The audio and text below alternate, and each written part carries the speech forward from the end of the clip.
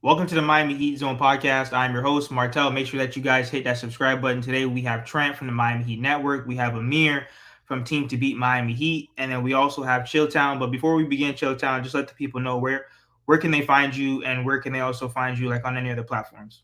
Well, good to see you guys. I appreciate you having me on today. I'm on TikTok, Chilltown Hoops. That's one place you can find me. I'm also right here on YouTube, Chilltown Hoops. Every Monday to Friday, 11 to 2 on the panel on the Players Choice Network. You can find me there. I'm on TikTok live every morning from 9 a.m. on. And then I'm on Saturdays at 12 o'clock. Me and my man Big Ox, we do a show called Chill with Chill at 12 o'clock Eastern. So I'm not hard to find, guys. So Chilltown, right now the Miami Heat, we are eighth in the Eastern Conference. We're 14-11. We had a pretty good start, new offense. Just before we start diving into different players, what do you think about the Miami Heat so far this season? I was pleasantly surprised at what I had seen. I know that we had an issue with Orlando, but I think that this offense has been so much better than what it is in the past. I know that y'all looking at the standings and going, yo, they in eighth place. Just so y'all know, y'all game and a half out the third spot. Just so you know, it's a game and a half. We could go in a week. We could go from being in the play-in tournament to hosting the playoff series. Now, I think that the Miami Heat are a six. I think they're around between a 5 and a 7 seed. That's where I think that they are. But the thing that I have been the most impressed with, which I haven't seen in the past, I'm seeing more this season, is how much faster you guys are playing, how much more the pace of the game has picked up for you guys. I think one of the main reasons why that's happened is because the new coach that you got from Memphis, he's now sped the game up. So I think that's a big ass deal, a huge deal for the Miami Heat. I never understood why you guys didn't play this fast in the past, considering how good your defense was. I'm like, why don't they play faster? Is it because Jimmy was slowing you guys down? Is that what it was? Yeah, I mean, with like Jimmy, he really didn't want to run closer to the end of his, tenure with Miami. So obviously, you kind of Yep. have to play the way your superstar wants to play. But yeah, that was pretty much it. But go ahead, Trent. Yeah, chill, man. Listen. I think 20, they're like 25, 24 games into the season, and that's like 1/4 for the year, you could say. And we learned a lot about this team so far, right? Obviously, new offense, like you said, the new addition of Norman Powell, Tyler. Tyler missed majority of the season, is back, got injured again, but is officially good with that toe injury. My question is for you, Chill, and we haven't seen enough games, but we've seen some games, and it's not looking good, right? Miami's on a 4-game losing streak. They can't beat Orlando. They're losing the season series 3-0. But do you think Tyler and Norm can figure it out, or do you think one of these players is just going to have to go on the bench? Because, Tyler's always going to get the blame no matter what. Like when your team is winning without you, and then you come back and you start losing, even though it necessarily might not be all his fault, he's going to get the blame.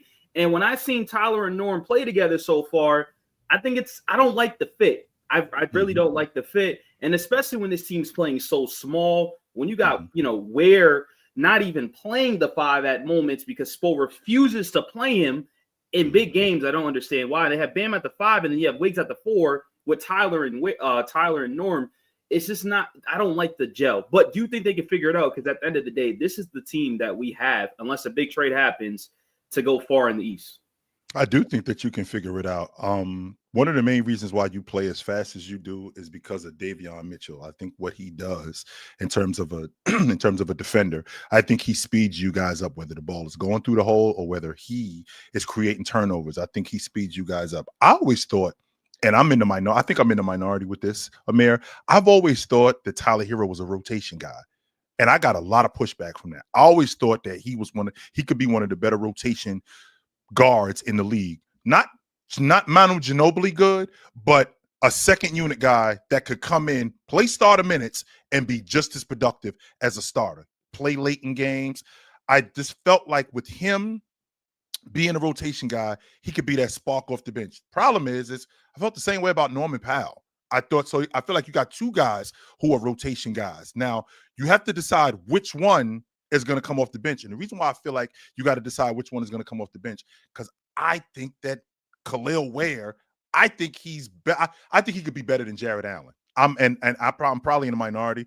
I think he's your best rebounder. He's your best rim protector. He's one of your best finishers around the rim. When this ultimately happened, when Tyler Hero got back in the lineup, I thought it was going to be either Tyler Hero getting slowly implemented back into the lineup, or Davion Mitchell going to the bench. I didn't even entertain Khalil Ware coming out of the starting lineup. That was not even a thought of mine, because I felt like with him at the 5, Bam playing the natural position of the 4, I thought that you guys would just be better offensively. You got a lob threat at the rim. You got a guy that's cleaning glass. He can help you guys play faster. He's really good in transition. I just thought that this team would just be much better if he played at the 5 and started. But I feel like you guys can figure this out, Trent, at with Tyler Hero. I just think that it's going to come down to who is going to be more comfortable being a rotation guy. Because if I'm Spo, I feel like Khalil Ware has to start, and he's got to play meaningful minutes too. So, man, before you go real quick, I just want to throw some numbers up to you with Tyler being back and without him, right? I'll make this quick. So without Hero, 123 points per game, offense rating 116.7, defensive rating 112.4, three-point shooting was about 38%, pace 104.5, record was 11-8. Now, with him, scoring goes down by 6. It goes to 117. So not a drastic change. Offensive rating drops down to 113. Defensive rating actually goes up with Tyler being there, which is kind of crazy to me. Three-point shooting goes down, but the record is 3-3, and the pace drops down a little bit too. So the numbers are very identical. That's why I don't want to always blame this on Tyler. I think it's more than that, and I think having Khalil Ware play 12 minutes in the last game is just unacceptable, and I think we need to start throwing more things at Spo, right? But we throw the name that Spo is one of the better coaches in the NBA, and I think so far he's tinkering these rotations for no reason, and it's affecting this team so far throughout the season. Amir, I'm tired of hearing the motor issue with Khalil Ware. I'm tired of it. And the reason why I'm tired of hearing the motor issue with Khalil is because when I see 17 and 14, when I see 20 and 13 and 3 blocks, that doesn't look like a motor issue to me. He's playing, and he's been productive as a big. So why isn't he playing more? And I can appreciate, Trent, to your point, with Tyler Hero, the numbers look identical. But I think the difference is when you got a scorer and a primary guy like Tyler Hero, when he gets back in the lineup, I think the emphasis goes to him as opposed to when he's off the floor. Like when they were playing without Tyler Hero, the offense was a lot more fluid. Andrew Wiggins was a lot better in transition. You get Tyler Hero back, now there's more of an onus on Tyler Hero. All right, we got to get him in the offense. We got to get him more involved. We got to get him the ball. And I think that your offense kind of suffers because of it. And I think that they got to get back acclimated to having him in the offense and get back to what they were doing. Go ahead, Amir. Hey, Chilltown, thanks for hopping on. Appreciate it. What's up, brother? So, quick question. So, the Miami Heat are always linked to potential superstars in Wales, and looking at the rumor mill, Giannis might potentially be available. I just don't see a future with him in Milwaukee. I just don't see them having an opportunity to build a team. They don't have their draft picks. They waived and stretched Dame Lillard. So for the next 5 seasons, including this season, they have $23 million going to him off the books. So it's going to be hard to build a true contender. The Miami Heat are always linked to these superstars, and there's been new insiders and reports basically saying that they all think that if he doesn't go to the New York Knicks, that the Miami Heat would be a destination that he would be willing to go to. So what are your thoughts on Giannis? Do you think he actually will leave by the trade deadline? And do you think the Miami Heat actually have a shot? Because we're always linked to these guys, and we always seem to miss out since the last 5 years or so. I don't think Milwaukee wants to trade him, and I don't think Giannis wants to get traded. I'm on record saying that there's going to be so much pressure from the public. I think he's going to get ran out of Milwaukee, ultimately. I do. And if there is a team that could get it done, it's Pat Riley. I mean, Martel, I know how you feel about Riles. He can fall asleep at the wheel. I mean, that's what happens when you old. But you do recognize when you see something that you can attain. And if Giannis is attainable, I mean, what's realistic? Would I hand over Ware? Would I hand over like what would it take to get Giannis into South Beach in terms of players, in terms of draft picks? Because that's what Milwaukee's going to need. Because if I'm handing over Giannis, remember, Amir, his name is the name on the moniker. Right? He's the one everybody's coming to see. So essentially what I got to do if I'm handing over Giannis is I got to start over.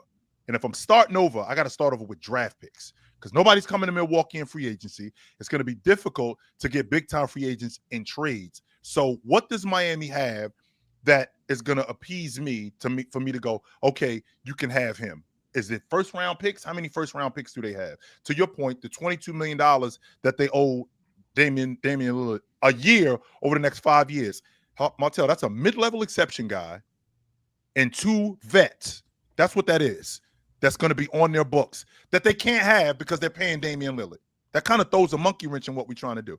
All right, so I need my draft picks. What does Miami have in terms of draft picks?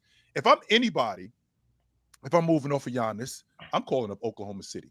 That's who I'm calling up. Because they got a plethora of draft picks, which is what I need, and they got a bunch of young players that I think that they would be willing to hand over.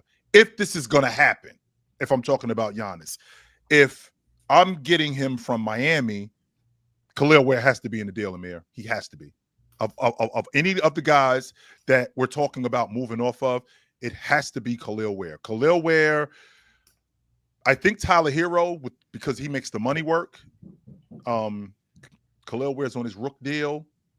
Jaime Jaquez Jr. He's on his rookie deal. I was about to say, Martell, you might have to give me the kid. You might have to give me the kid Jaquez too. Yes, you might have to. Yeah, but Chilltown, like, you got to look at just both sides in terms of, like, okay, what does Giannis want too? Because he said he wants to be like in a big market. You know, he wants to be able to win multiple championships. But then you also have to look at the Miami Heat, which we're also going to get into like a little bit more, because it's like what Trent said. If you're not going to actually play Khalil Ware, which is, I don't understand. We can't guard the 3, and we're one of the worst rebounding teams. Why aren't you playing him? And I think that you guys really hit it on with Player's Choice, saying that the numbers might not look good with Bam and Ware, but it has really nothing to do about the numbers. Bam does not want to play the 5, and obviously we're getting out rebounding, giving up too many second and third and 4th chance points. Khalil Ware has to start. So I think it really comes down to, what is Pat Riley willing to part with? Because I know, Jovic really hasn't panned out, and, Jaime's up and down, and Khalil Ware's up and down. But I agree with you, Chilltown. Khalil Ware could be something like AD, because he's athletic. He can shoot the 3. He could block shots. It's just last month, he had plenty of games. You guys, talked about it. He had a game where he had 20 and 16. And this is and he's going up against Drummond. He's going up against Daniel Gafford. He's going up against, rebounding legends in the NBA. Yeah, absolutely. No, I think, didn't he almost have a 2020 game, Trent? A couple of weeks ago, a 2020 game. Damn near. The funny thing is, right, Chilltown, when you look at his last 3 games, well, it's starting from November. Look at his numbers, and his minutes drastically dropped. And this is why there's a Spo problem. He had 20 and 14 against the Bulls. He had 20 and 16 against the 76ers, and then 20 and 18 against the Mavericks. And that's all in a 3-game stretch. And then drastically, his minutes dropped to 12 minutes, 16 minutes. How is that possible? That's a Spo problem. It's interesting that you bring that up, because Spo is notorious. Spo is notorious for trying lineups which would cause you to lose and then get in the playoffs, and then it works. He's notorious for doing that. LeBron James is on record saying that. Dwayne Wade is on record saying that. He'll try things in the regular season to see if it works, even if you lost, and then tweak it, and then come playoff time, it'll work to your benefit. Now, I don't think that that's beneficial, because Khalil Ware is one of those confidence guys. Confidence in the NBA is huge. And a guy like Khalil Ware, in terms of his confidence, I don't want to screw with that, Amir. I don't. I want to keep this guy here. I don't want to, 1 minute he's in the lineup, the next minute he's out of the lineup. I'm yanking him in and out of the lineup. 1 minute he's playing 12 minutes. The next minute he's playing 30 minutes. It kind of reminds me of the Jonathan Kuminga situation out in Golden State. Like, what are we doing with this kid? Is he our future? Is he a guy that we plan on keeping around? Is he a guy that we want to run our offense through? Is he an integral part of what we're doing? Or is he just a situational guy? Because if he's a situational guy, then we're wasting our time. We are. And I said that. I said, yo, listen, I don't think the Giannis trade happens, but if it does, if we're not going to play him, move him off for Giannis, right? Because then, that's going to be a big part of the trade. But let's get a little bit more realistic, right? Giannis is a pipe dream, in my opinion. Let me ask you a question, Chill, right? There's a lot of stars that have been brought up in the trade rumors, right? The Jaws, the LaMelos, the Zions, the ADs, right? I had a show the other day with another Heat creator, and a lot of people don't like this just because he's getting older, kind of out of shape, injury prone, on a big contract, plays for Dallas. I think everybody knows what I'm talking about, Anthony Davis. What's your honest opinion on AD, right? Because I honestly think AD is actually more like, you could trade for him and it wouldn't be a big problem. and I think he helps his team right away. If you're not going to play Ware, we need another big. We're one of the worst rebounding teams in the league. He also still brings us scoring. What's your thoughts on that? And also, I don't think Ja gets traded this season. I think it happens next season. I think their relationship's getting a little bit better. But I love Davion. But I do think Davion, if you can't figure out this Tyler and Norm thing, especially in the playoffs, your half-court offense is a major problem, right? In the playoffs, game slows down, the pace slows, and you have to be in half-court, run sets and plays, and the Heat struggle with that. They don't even do pick and rolls, which is just simple basketball, right? So like an explosive guard like Ja Morant, does that help you, even though he's limited, with his three-point attack, with not being the greatest three-point shooter? Dude can't even hit a shot no more at this point. Can't even drive to the rim at this point. But you want that on your crew, Trent? Do you want that on your crew? Do you want that on your crew? Considering what I know what you're looking at when you look at Ja. You're looking at Ja from years ago, and you think you can get that back.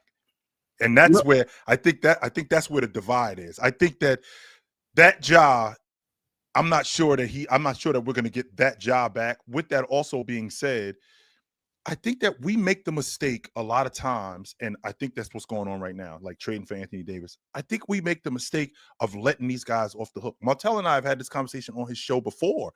Yo, demand that these dudes get better, Amir. Stop letting these guys off the hook with shipping guys out. Stop letting these guys off the hook with – you see what Detroit did with Duncan Robinson. Yo, we paid you $44 million. We ain't trading you. Play better.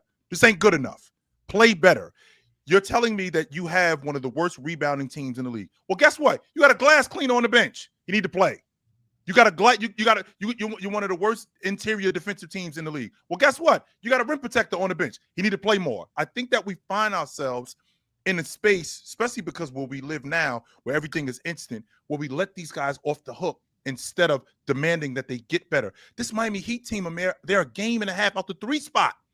It's not like you're at the bottom of the Eastern Conference. You're a game and a half out the 3 spot, which means we're not that far off. Now, I do think that you're a Colin Sexton type of point guard away from really challenging in the East, because I do think that you're going to need some more production at the lead guard spot.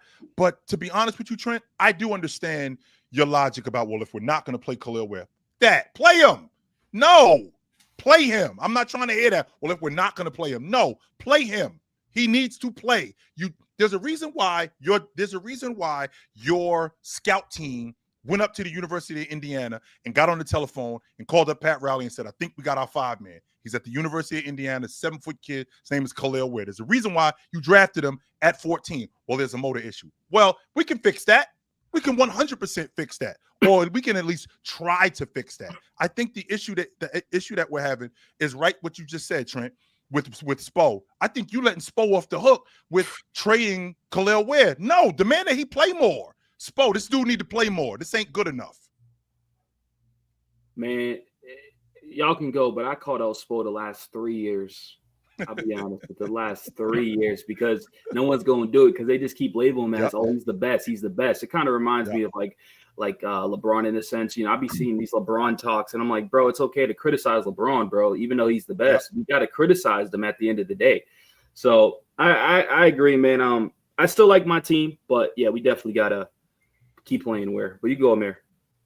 Yeah, so speaking of playing more, like Bam Adebayo is, I think, and he's playing at an all-star level in my opinion, because he's one of the best two-way players in the NBA, but he's only playing 30 minutes per game, I just noticed, which is not a small amount of time. But LeBron James, who's only played 8 games this season, 41 years old, is averaging 34 minutes per game. And Bam Adebayo's 27 is only averaging 30. Like, Khalil needs to play more. I agree with that sentiment as well.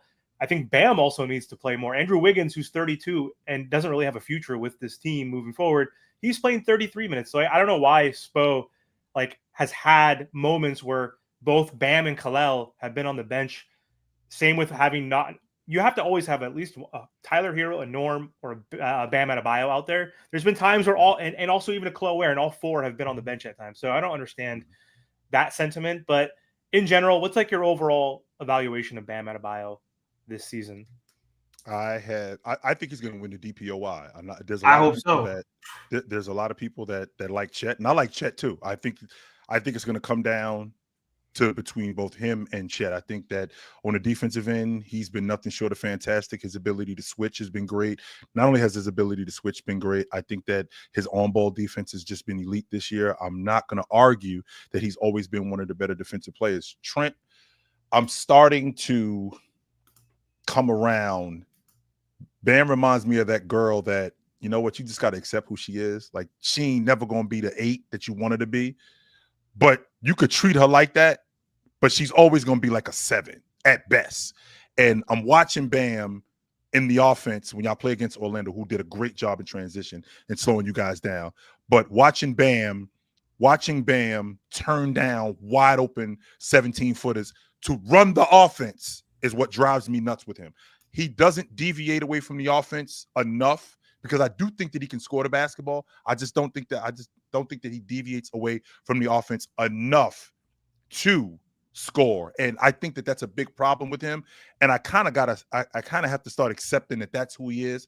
I always thought that Bam was a 20-10 guy. At his best, he's a 22, 23, and 11 guy. But maybe Bam isn't the rebounder that I think he is, which is why Khalil Ware is there. Maybe he isn't the bucket getter that he is, which would explain why they sped up the offense. And Martel, I know that you aren't big on Jaime Jaquez, but I think Jaime Jaquez has flourished in this offense.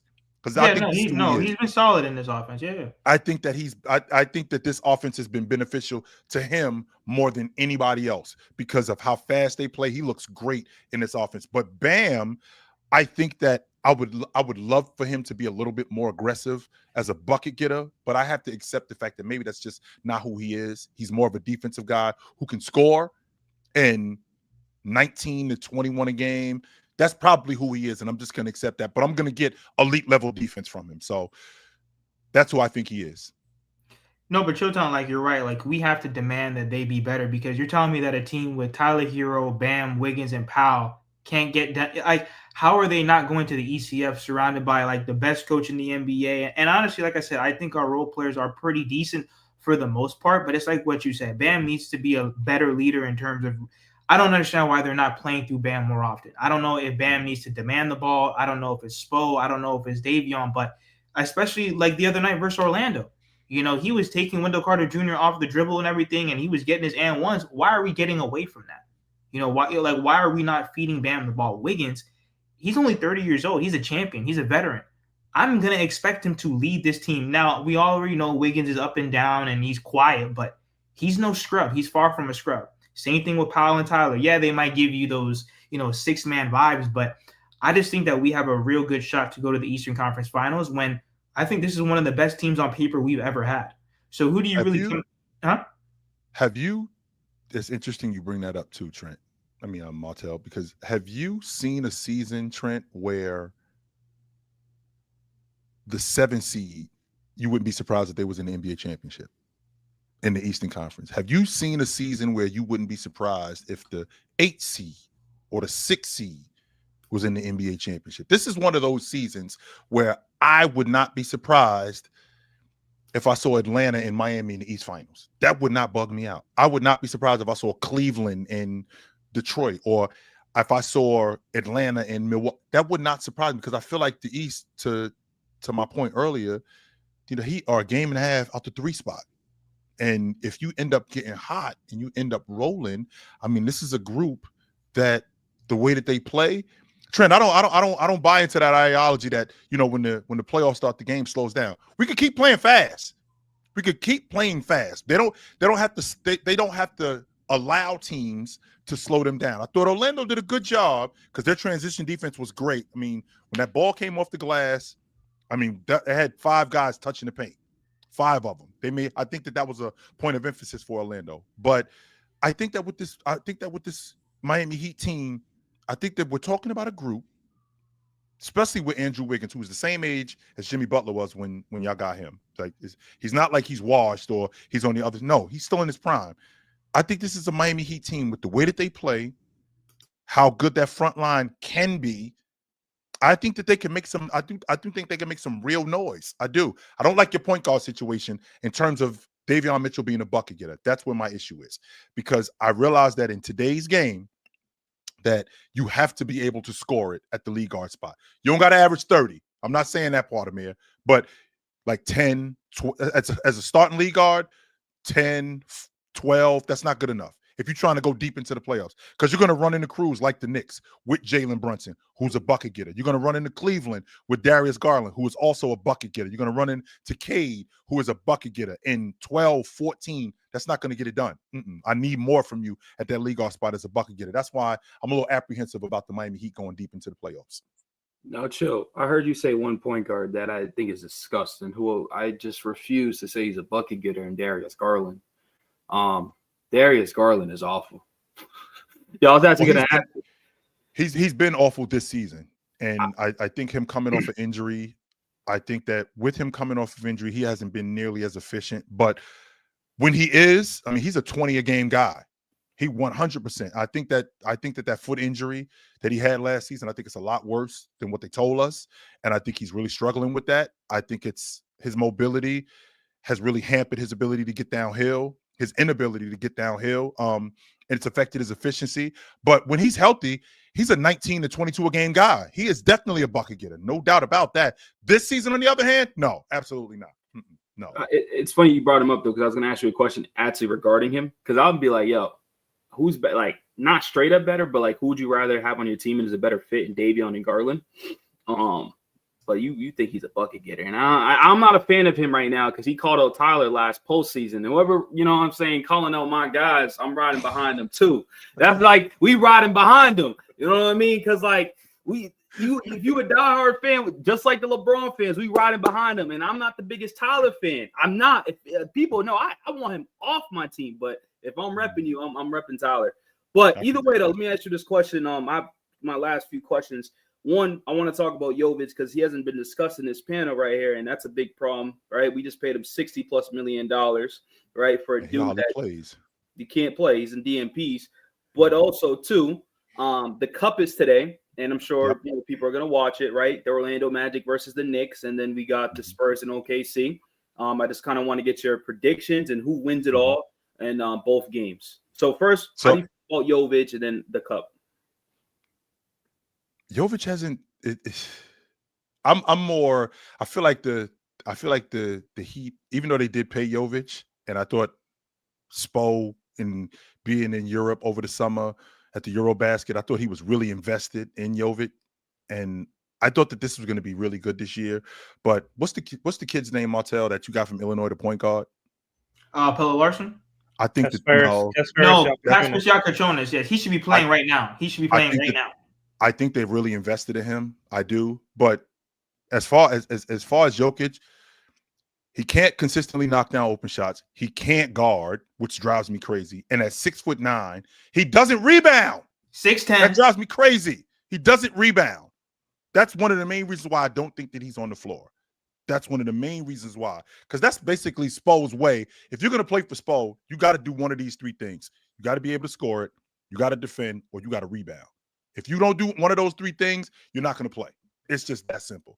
And I feel like this kid Jokic, I feel like he's kind of taken a step back in terms of the offense, and it's really hampered his game. Now, as far as the Cup, I think without France, I'm going to take the Knicks over Orlando. I think that Jalen Brunson, Suggs is going to give him trouble, but I think he's going to be able to overcome that trouble. I think Mikal Bridges is going to be a big problem for Orlando and for that unit. And I think that Mike Brown is going to have to dig deeper into his bench and go with those big guys and Huckaporty, and I got to make sure I say his name right. Diate, is that his name? Him.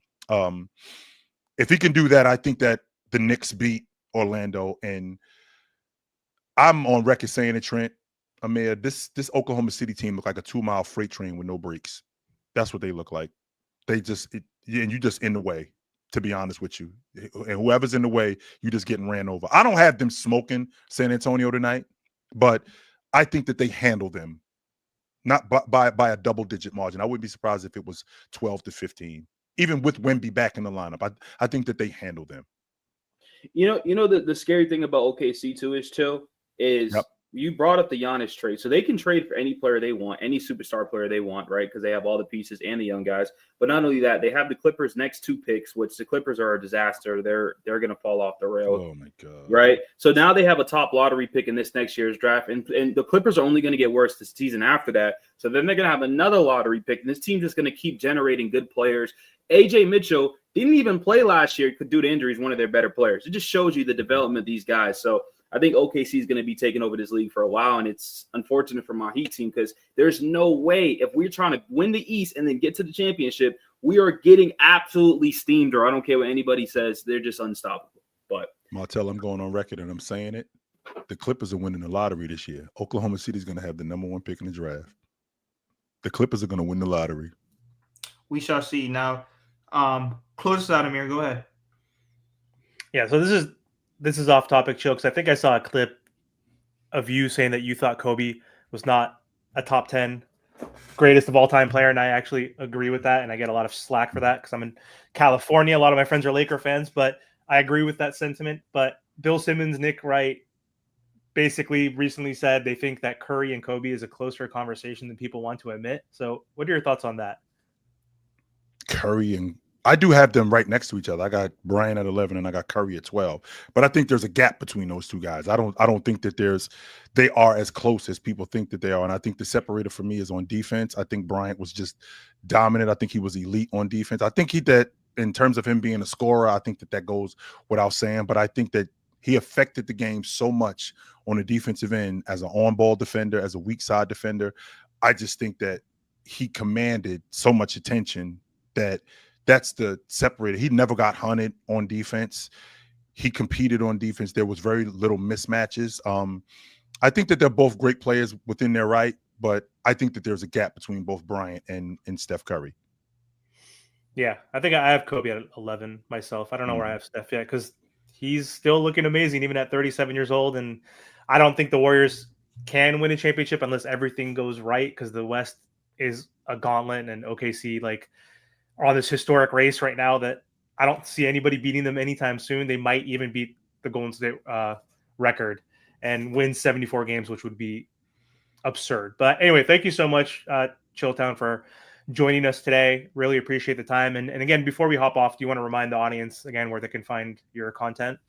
Absolutely, guys. It's Chilltown Hoops. You guys can find me on TikTok 9 a.m. every morning, Monday to Friday. And if I'm not there, you can find me on the Players Choice Network on the panel from 11 to 2 Eastern time. If you can't find me there, you can find me on Chilltown Hoops right here on YouTube on the Chilltown Hoops Network. Me and my man Tony Tone, we do it on Tuesday nights. If you can't find me there, you can find me on the Players Choice Network again on Saturday afternoon. Me and my man Big Ox, we do Chill with Chill. So I'm not hard to find. It was great to be here, guys. It was great to talk Miami Heat basketball. You guys know where to find me if you need me, but I appreciate it. Thanks for having me, guys. No problem. And also, yeah, make